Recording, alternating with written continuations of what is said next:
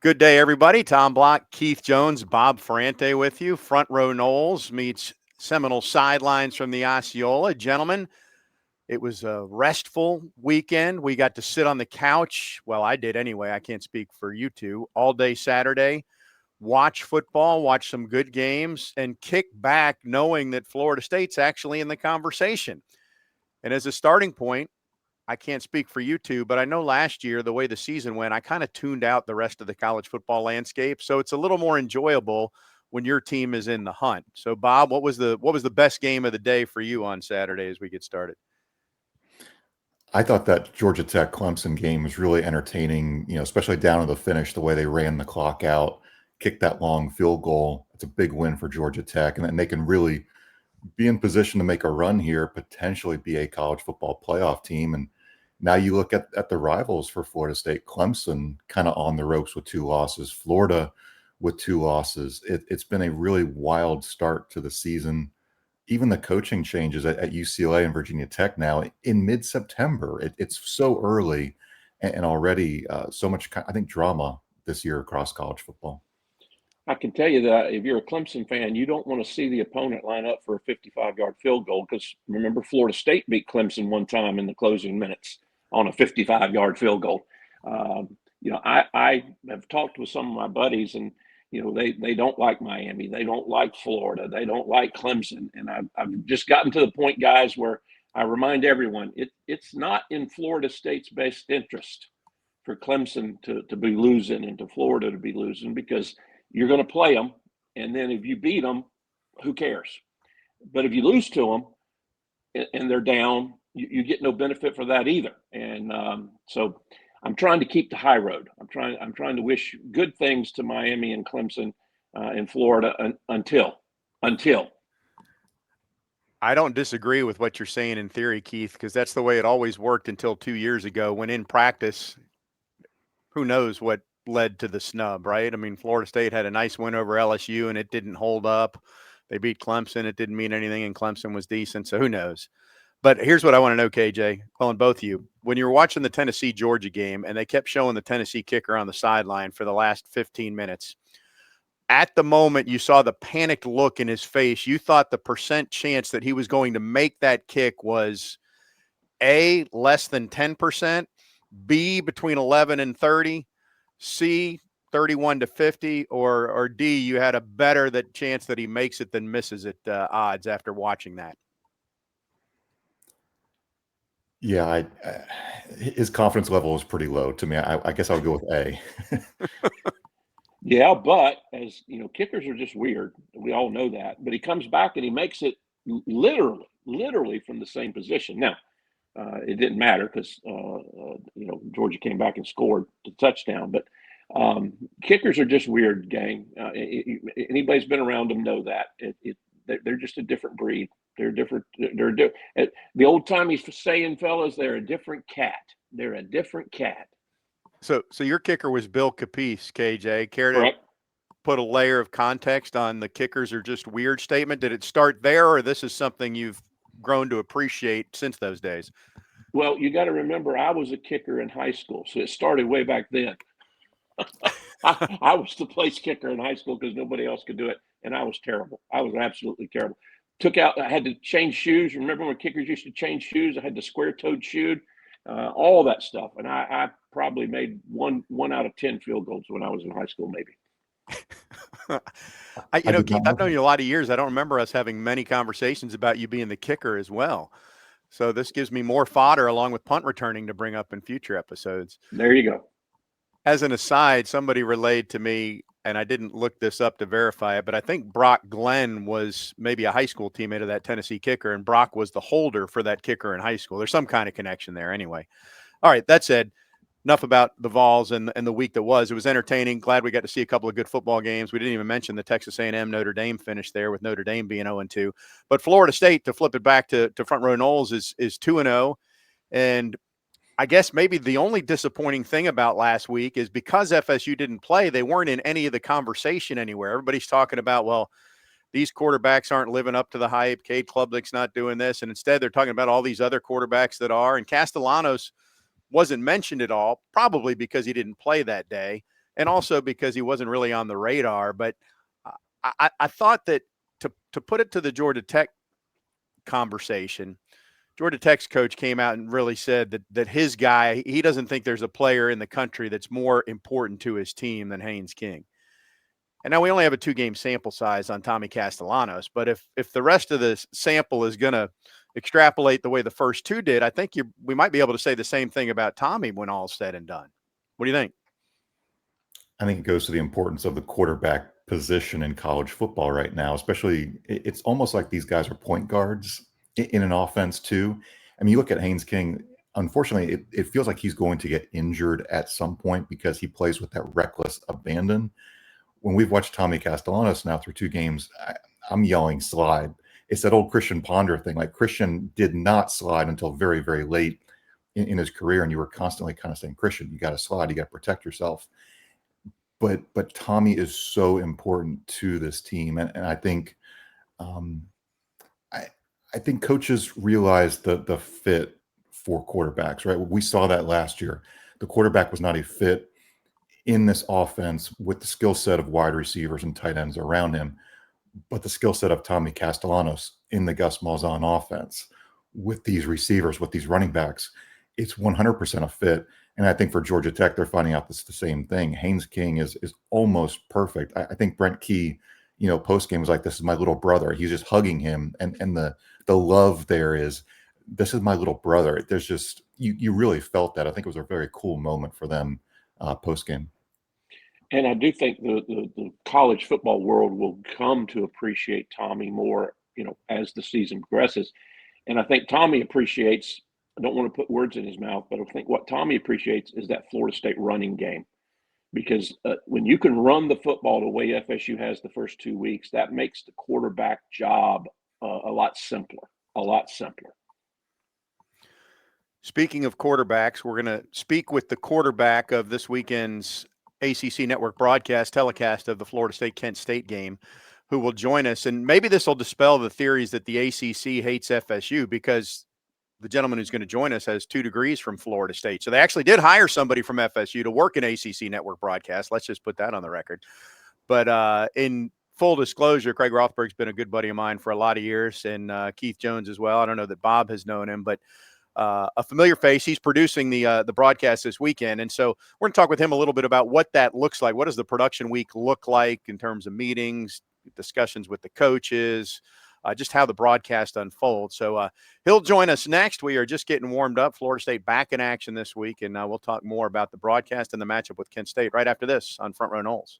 Hey Seminole fans, Alumni Hall is your ultimate FSU shopping experience and has moved to a new location off Timberlane Road in Tallahassee. Shop FSU gear from Nike, Champion, New Era, Yeti, and more. Alumni Hall has Seminole gear for the entire family, plus accessories and gifts. Spend $150 and you'll earn $10 off your next purchase with their Hall Pass rewards. Stop by their new location on Timberlane Road near REI, or shop anytime online at alumnihall.com. Alumni Hall, where Seminole fans shop.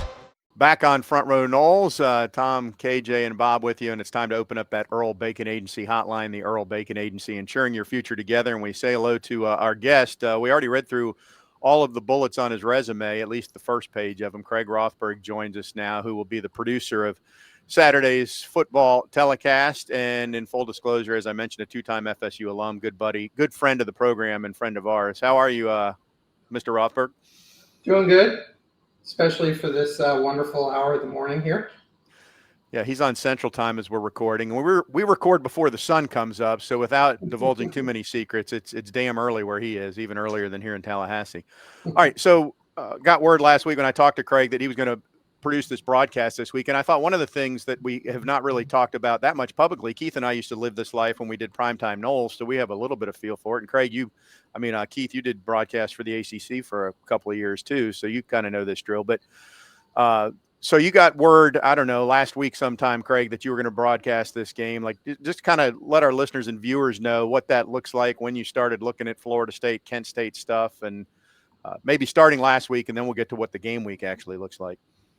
Yeah, last week was actually a rarity because as the season progresses, you usually find out on Sunday what game you're going to go ahead and do on that given Saturday. Earlier in the season, they do make a lot of decisions on games about 2 weeks out and such. So we were fortunate enough to kind of get a little bit of a head start for this. But a lot of times, you're finding out Sunday for the given week. But, once you find out, you're probably already doing a game. Last week, I was actually in Austin doing a college football game there. And so you're finishing prep for that game. You're doing the production of that game. And then pretty much as soon as that game was over, I went back to the hotel, had some dinner, and then that night kind of sent out a few emails. You send out a crew kind of introduction email because the crews are not always the same for college football. You're working with a different crew, different announce crew, different production crew a lot of times. So I sent out a beginning email to them, introducing, welcoming them, telling them what to expect for the week. Then you reach out to both schools' SIDs to schedule a bunch of stuff for the week. And we can go into that more as we talk, but just a generic, we're coming, when the broadcast is going to be, when kickoff is, meeting times, basically just a generic schedule. And that kind of gets the things rolling on your given week there. Craig, one of the things that has changed recently, used to always be you brought in a truck, producer was on site, but you do games remotely now. Tell us about that experience. Yeah. And actually, we're fortunate enough that I'm actually coming to Tallahassee for this weekend. We do have a truck, but new model for a lot of TV is a remote broadcast. The studio is in Charlotte. It could be in Bristol. They have some other places around the country where they use packagers who have control rooms. And basically in that scenario, the talent, both announcer, sideline reporter are on site. The camera people are local, but the production crew, the producer, the director, graphics, our clock and score operator and stuff, a lot of those people are back in the studio somewhere and doing the game from there. So you're working from, back in a studio setting instead of a truck setting. When I did the Florida State game 2 weeks ago, I was actually in Nashville for the game. So you're talking to the announcers through headsets and stuff as if you're in the stadium or in the truck with them, but you're not. And so it just adds a little wrinkle on you're dealing with issues with delays and stuff like that, which kind of makes it fun and challenging. But it's just kind of a new way to do things. I found it was during the COVID years, but doing remote broadcasts as an announcer not being at the facility, and that's done at times too. That was, to me, incredibly hard because you didn't have the crowd to feed off of. Now, again, it was the COVID year, so there wasn't a crowd per se, but I find that challenging. So you get into game week, Craig. How many times or when did you initially have a crew? I guess you probably meet virtually instead of teleconference now. I don't know, but when did that start this week, and when did you get the ball rolling deeper with sports information for both schools? So we have, again, it depends on your announce crew and what other things they're doing and such. The crew I'm working with now have radio commitments. They, some of them are taping some stuff for a TV show that she's working on. Someone else is doing his regular job during the week. So we started with a Tuesday call, kind of a ideas call. Tuesday afternoon, we have our whole crew on there. We talk about, what we see as the initial storylines and things we want to discuss during the game. That was at like 1:00 in the afternoon, Eastern time yesterday. We come up with ideas for open. We come up ideas for packages. We come up ideas for video clips. And then we have a PACA person back in Bristol who has some edit time. And we kind of determine on that call some stuff that we're going to put together video-wise or request and work on getting for a given game. And that kind of gets the ball rolling. That gives everybody Monday to read through articles, to go through people's social media posts and Twitter. And obviously, like I talk to you or I talk to someone I know, that may be at a given school that I know, anyone who's on the inside, to see what's kind of, the hot take for the week. And that's kind of how we start the ball rolling. And then after that, today is Wednesday, after FSU's practice, actually, a couple players will be talking to our announcers just via cell phone call after practice. They'll get some thoughts and stuff from that. We meet via Zoom call with the Kent State coaches today, also around noon Eastern time. And after that's done, you kind of go back through what you've already talked about for Kent State, and then you can move forward some ideas, take some ideas away, come up with some new stuff. Later in the week, you have face-to-face meetings with Coach Norvell and his staff. That's usually Friday for the whole team. It's usually in person at their football facility and such. So a lot of ideas are already established by then. A lot of times you go into those meetings on Friday and they say like 3 things there that you're like, oh, yeah, we need to scramble and get some video or some pictures or some stuff to back up to tell those stories and such. So the home meetings somewhat add to our prep work on Friday afternoons and stuff, especially for a PA who's finding clips back in Connecticut or Charlotte and stuff like that. So can I ask you something, Craig? And again, for our listeners' sake, you did this for 25 years for ESPN, ABC college football, and Sunday night football for the NFL, Monday night football. When you meet with the coaches, and maybe it's different if it's coaches and I don't, you can take Mike Norvell and FSU out of it. Are the coaches pretty transparent? Are they willing to share, like, this guy's not going to play, or here's what's going on? Or is that really totally based on their relationship with the announcers, whether they're going to divulge that kind of info before the game? I would say there's about 85% of coaches that know that we're there to do a job, that we're not going to give trade secrets out. They know how we have to prep for a game. They'll discuss with us, hey, one of the things we actually do in the meeting like today is we actually will go through their depth chart that was just released, because a lot of times coaches release depth charts, but they're not, as you guys know, they're not very accurate, or they know that someone is going to be out or someone's going to be missing a game per se. So they'll go through and say, hey, no, this will change. Some coaches are even better about, hey, and one of the guys you may want to look at this week is tight end number 85. He's not even on the 2 deep, but we expect him to get some action. He may be in there for stuff. Other coaches are as open as, we're going to run a trick play on a kickoff return. Be ready for it in this scenario and such. Again, I don't know if you watched the Georgia Tech Clemson game this past weekend, but I think Bob Wischusen made reference to it. They were at a Georgia Tech practice later in the week. Georgia Tech had practice running out the special teams and the field goal kicker, and for a play at the end with clock ticking for a game-winning field goal, which is exactly what happened at the game. So they got to see it. They got to talk to coaches. They saw them practice it and such. So like I said, 85% of the coaches are great. There are some that are, by the book, won't give you anything, old school type things, but most realize we're there to do a job. We're there to promote the program. This is your opportunities to sit with talent and tell them the storylines you kind of want to get out there about your program. Especially if there's something going on that's maybe read the wrong way, or the media outside of that covers them is seeing something different. This is the coach's chance for a national broadcast to just, get their point of view out. My 2 cents. It was probably the most enjoyable part of doing the broadcast, was getting to know coaches. And sometimes, for example, we were doing a game up in Wake Forest one time, and they invited us to the team dinner Friday night. Mm-hmm. And so you end up getting into places and seeing things that you just normally wouldn't see.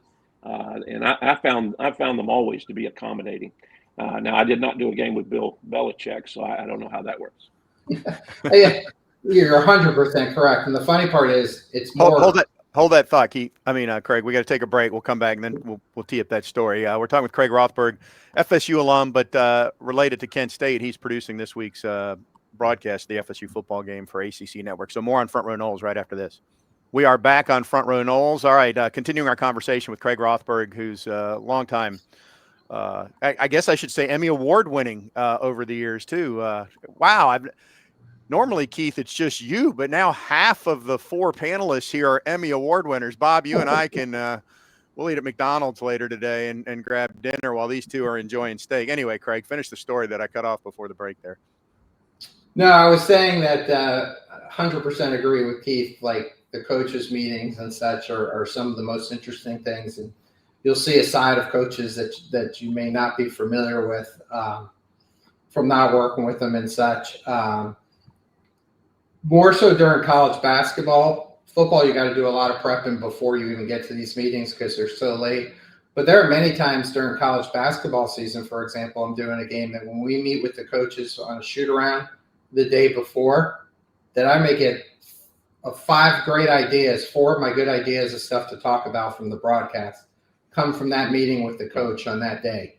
And you're kind of adjusting what you're doing based on that meeting. And so there's that. And then the funny thing is, like, you will totally see a different side of coaches. One of my best memories still is I did an Alabama game several years ago. We sat with Nick Saban, and Nick just wanted to shoot the breeze for like 25 minutes. I mean, of all people, Nick Saban, he just told stories and stuff. Talked a little bit about his team there, talked a little bit about past and some things not even involving that season, and just sitting back and listening to the stories. It was fantastic. Guys, I can keep grilling him here, but other questions? Otherwise, I'll dive back in. Hey, Craig, I was going to ask you, we have some friends in the broadcast world who've gotten their start through Seminole Productions. Aria Masudi's a good friend. And it just seems to me that a lot of people know about the involvement of Florida State students in broadcasts, but maybe just share for us how it started, how integral they are in either these lead up, Tuesdays, Wednesdays, but especially, I guess, Fridays and Saturdays on site. Yeah, obviously all the ACC schools now have student-run control rooms that do a lot of the internet broadcasts and such that they do during the year. SemProd is one of them. I actually started at SemProd way back when. I could tell a good story about Tom Block kicking out a computer cord, but we won't go into that story here. But they definitely have big involvement. Not as much during the week in the prep, but when doing a lot of these Remy games and such, there's a lot of times where in a Remy it's a partial production crew from ESPN, where a producer, director, and maybe AD come in and do the game, and then it's student tape machines, student run cameras and such, and so they're getting great on the job training doing these games and such, especially like SEC Network Plus, ACC Network Plus and such. But it's a great opportunity. A lot of students, a lot of kids are getting their opportunity to do those games and then finding out they like it, and then they're getting jobs further down the line, going to Bristol and Charlotte and doing places and doing games and stuff full time. So they have a huge involvement with some of those broadcasts. Some of the times it's a bigger game. They bring in the full entire crew, and there are no students working. Other times it's 50-50. Sometimes it's 100% student run. It's produced in the control room. So it's a great opportunity, especially if you're someone young trying to get in the field to do some things. Chances to do stuff. What's the breakdown this week? Are students involved or full? This week we may have a couple of students helping out with some stuff, but like we have a full production crew coming in where all of us are from out of state. I haven't seen the entire camera list, but last I saw, about 80% of our cameras at least were professionals that are coming in and doing the game, whether it be local professionals or people traveling in. Same with audio and stuff. Some of the positions for utility and some other positions like that on the field probably be students, but I would think this one's probably 80-20. Yeah. Craig, one of the things, obviously, if you're watching a broadcast, you know about the play-by-play and the color. And those two guys, those two ladies, the mixed crew, whatever it is, they got to get along, particularly with the sideline. But people don't appreciate folks like you and your director. You need to have a relationship with your camera operators, because you've got to be able to know what they can and can't do and what they're really good at, so that you know what to ask them and what to stay away from. That relationship is very important in terms of the video part. Yeah, there's a ton that goes on behind the scenes that people don't know. From my position, I liken it to being a traffic cop. I'm kind of making sure I'm sending everybody in the right direction at the right time. The director oversees anywhere from 4 or 5 cameras to some shows have 20 cameras and such. You get a good feel about 3 minutes into a game on what you have, especially when you're using cameramen from either local or people you don't know. Same with tape, same with audio and such. What they're able to do, like you said, what you have to kind of talk them through. Sometimes when you go into a student control room, they may be a little bit more green. And so you're actually say, hey, that replay, I need you to cue it up further back because I need to see I need to see how the guy got open, not just the catch at the end, but how he broke from the line of scrimmage to run a route to get open and stuff. So there's a ton of other communication going on to the people doing the other jobs, talking them through doing things. Like I'm talking, a play's going on. I'm talking to a graphics guy, getting a graphic ready that we may put in pre-snap to set something up. The announcers are saying it. The play runs. I'm looking at 3 or 4 tape machines, trying to get an angle or two of the play we just saw of the show. I'm queuing that up with the tape operator while the director's cutting a shot. I'm letting the director know, okay, now we're going to go to these 2 replays on these 2 tape machines, while telling the analyst that these are the replays coming, so they are aware of what they're going to see. So it's all a neat little web process and stuff, and talking a lot and chatting a lot, and like you temper expectations based on a lot of things sometimes, and it's just it's actually to me kind of part of the fun. You never know what you're going to get. A broadcast is different each and every time. You don't know what challenges await you, and you kind of wait and see what happens. And then you got the dumb analyst in there trying to figure out how to operate the telestrator while all of that's going on. Not that that's ever happened to me. Yeah, well, we've determined that whoever invented a telestrator is a very rich person, and by Hall of Fame standards, if a telestrator works and hooks up successfully 20% of the time, it's Hall of Fame, because that may be the bane of existence for setup for broadcast. It's always funny. What's not working? Well, the telestrator's not working. Okay, and it's always something an analyst wants. And then depending on the game and how it goes, you may or may not use it. Or use it about 3 times. Yes, exactly. That was going to say, or 3 times. Ref's mic, that's on the list of you never know if it's going to work too. That's on the short list. And ref's mic goes through a cycle where you're working with the people inside the stadium as well. So there's more places where you can have issues with a ref mic, because there's a guy down on the field. It's going through the school communications. We're getting it in the truck. There could be issues in the truck. Yeah. We're talking with Craig Rothberg, who's producing this weekend's broadcast for ACC Network. All right, we just got a couple minutes. Let's do a little bit of rapid fire here, Craig. So when will most of the crew arrive in town? Thursday afternoon, evening. All right, and so when does the setup begin in terms of the truck and running cables and all that? Does that start Friday morning? Most of it starts Friday morning. There are occasions where a stadium that they've had issues cabling or getting ready for a broadcast that sometimes they bring in a tech crew to set up some stuff Thursday, but the majority of the time it's Friday morning. Who's the announce crew you're working with this week? George Sedano, Rodney McLeod, and Victoria Arlen. Okay. And so, and when will you meet with the coordinators?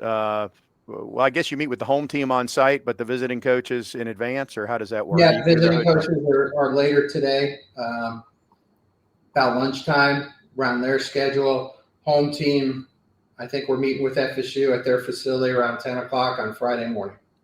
Okay. And then what time does your day begin on Saturday? We're usually 6 hours out from, if everything has gone well on Friday, 6 hours out before kickoff of the game.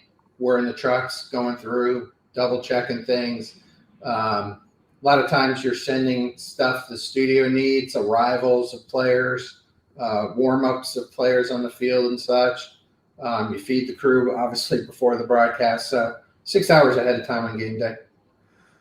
All right. So as you go into this game, first of all, you mentioned some of the topics you spitballed without giving away too many trade secrets here. What's like 2 or 3 things more on the Florida State side than the Kent State side that are talking points for you this week? Talking about Florida State's offense and playmakers and the difference between last year and this year, especially running the ball. I think they have one more rush TD already this season than they did all last season, for example. So we're going to talk a little bit about that. Talking relationships between Malzahn and Coach Norvell and how it dates back and how it's leading to success so far this season. And then Coach White and talking about the defense. And, of course, the one thing that most Seminole fans want to know, as him being, I believe, a UCLA grad and jobs being open and such like that. So that's kind of that conversation. And then you find stuff, too. Like, obviously, you prepare. You hope you have a great game. I know FSU fans don't want to hear it. I mean, I'd rather have a 14-10 game that comes down to the last drive and such. But in situations where you may not have it, you also prepare some bigger picture stuff to talk about. Kent State's got a fabulous history of former players and such. Saban played there. Holtz played there. Jack Lambert played there. James Day. The Pittsburgh Steelers, who I just went blank, played there. And probably one of their most famous alums from the football field, never even played it down, played basketball there, and was just inducted into the NFL Hall of Fame. If Is that Gates? knows. It is, Antonio Gates. Yep. So you talk some stories like that as well. All right. We'll let Craig wrap up here. Anything else, guys, for the good of the order before we react to this? Just, this sounds a little self-serving, but, this guy, gang, to our listeners and folks looking on YouTube, this guy's pretty dadgum good. He's been doing this a long time, and he's pretty dadgum good. You know what? He's been doing it so long that Doak was in a Rector set when he was in school. So as I told you, Craig, make sure that Athletics gives you a tour of the new stadium because it's impressive. I mean, it's been a long time coming, and you will appreciate that more than probably any producer that can come in to do an FSU game this year. For sure. I'm actually very excited. It's been a while since I've been there. I've had season tickets, but for obvious reasons, I don't actually use my season tickets 98.9% of the time because I'm already doing a game. So definitely looking forward to getting a tour around and seeing the place. And Bagel's still open if you want to make it over there down on West Pensacola. All right, Craig Rothberg. Friday.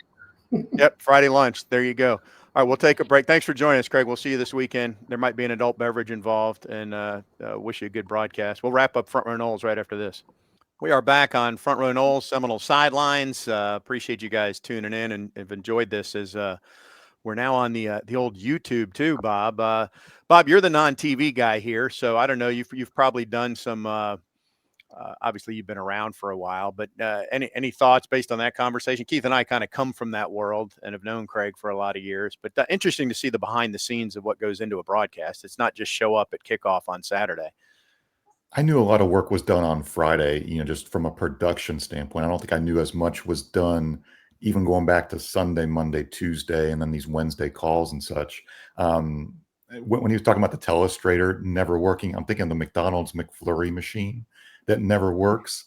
it was kind of a comical thing because you think, you've poured so much money into all the equipment that it's going to work. It's going to work. It's going to be ready on game day. But to have that maybe frustration there on a Friday, Saturday, I thought that was kind of amusing. What's really interesting is when there's communication issues with your sideline person and they get a little annoyed, or it starts raining and they don't want to use the equipment.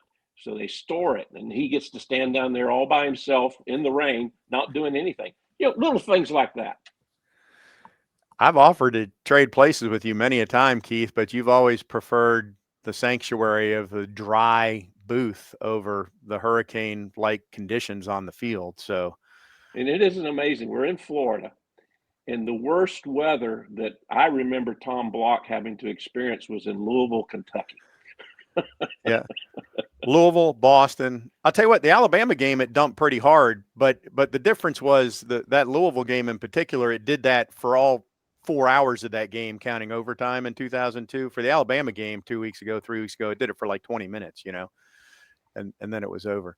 Anyway, Craig Rothberg, do we want to tell Craig stories now that he's not on the air, Keith? I mean, you're the one that has all the stories, so you're going to have to use your discretion. Well,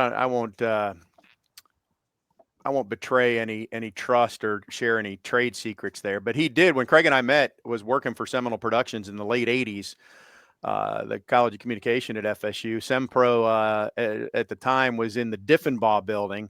It's been at the stadium and in the Moore Center for a number of years now, but it was the basement of Diffenbaugh and the old Seminole Uprising television show. And the story that he shared, just to close the loop on that, this was, I remember the game. It was 1989 FSU Miami, which, if you recall, was a big win for Florida State. One of my favorite games at Doak when Florida State beat Miami that year.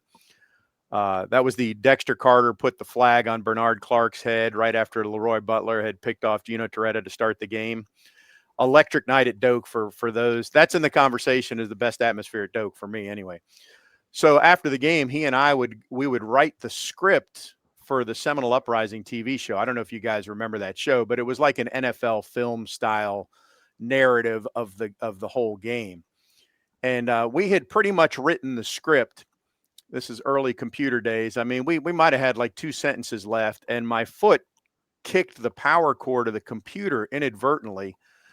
So bear in mind, we had partied all night. This is like, we still had to get up at like 6 a.m. to do this. And now it's like 7 a.m. and we had to start over from scratch after I did that. So amazingly, we're still friends after all these years, but that's the story that he alluded to earlier. And I believe the 89 game was the game where I did a Bethune-Cookman Livingston State game at noon down in Daytona and rented a private plane and flew back privately to Florida State, to Tallahassee to get to the Florida State Miami game. If I've got my years in the right place. You were living highbrow, renting private planes. Were you flying the plane then too? Or you were just in the back? I was not flying. I was right seat, but I was not flying. Gotcha. And Bob, you were still in grade school somewhere at that point for the 89 Miami game, or anything you want to share about that one? I remember watching it. I won't tell you how old I was, but KJ, if you were flying the plane, I would have learned that you are a pilot, a kicker, a quarterback, a safety, a Renaissance man. Well, at one time, I did take flight lessons. So I have flown a plane by myself. Technically, I never got my license issued, but I have done training. I got lost flying down to Perry one time, but that's another story for another day. I was just going to tee you up, Keith. We got like a minute left. If you'd like to share why you don't have your pilot's license here, and then we'll bring the show in for a landing. I was doing touch and goes over at Tallahassee Airport, and I got a little too close to a jet that was taking off. And if you know anything about landings, I porpoised down the runway, down the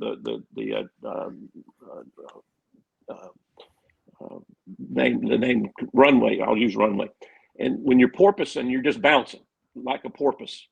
And I got my flaps set. I got the power back on. I flew over to the old Tallahassee Commercial Airport, and I landed, and I never flew left seat in the plane again. Scared the daylights out of me. And there you have it. So, Bob, to your point, and our listeners probably don't even know, Keith used to be a high school kicker and almost a pilot.